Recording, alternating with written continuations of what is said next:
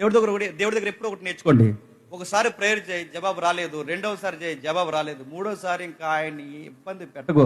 ఇస్తావా ఇవ్వవా, ఇస్తావా ఇవ్వవా, 3 రోజుల నుంచి ఉపవాసం ఉన్నాను, ఇస్తావు ప్రభు, నువ్వు ఇస్తావు నాకు తెలుసు అనుకో.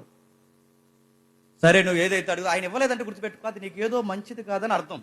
ఆయన ఇవ్వలేదంటే గుర్తుపెట్టుకో, ఆయన ఎందుకు ఆలస్యం చేశాడంటే దాని వెనకాల నీకు మేలేదో ఉందని అర్థం. ఆయన ఆలస్యం చేస్తున్న దాన్ని ఇచ్చే ఫాస్టింగ్ ఉన్నాను ఇచ్చే, ఉపవాసంతో నేను చాలా కొట్టుమిడాడిపోతున్నాను ఇచ్చే, మోకాల మీద ఉన్నాను ఇచ్చే, మోకాల మీద నడిచేస్తాను ఇచ్చేస్తే ఇచ్చేస్తాడు. ఇచ్చేసింది ఎలా ఇస్తాడు, ఎదురుగో పెద్ద కత్తెట్టి ఇచ్చేస్తాడు. గుర్తుపెట్టుకో.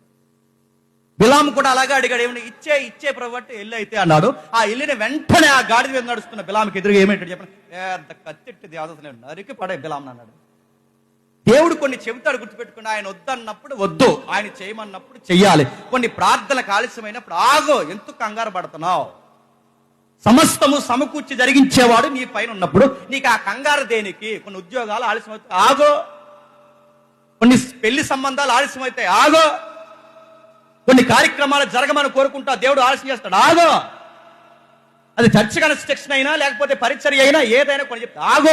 ఆయన పదే నువ్వు గోజాడి గొప్ప గోజాడి ప్రార్థన చేస్తున్నా అంటే మళ్ళీ చెప్తున్నాను, సావు కోరి నెత్తి మీద తెచ్చుకుంటా. గుర్తుపెట్టు.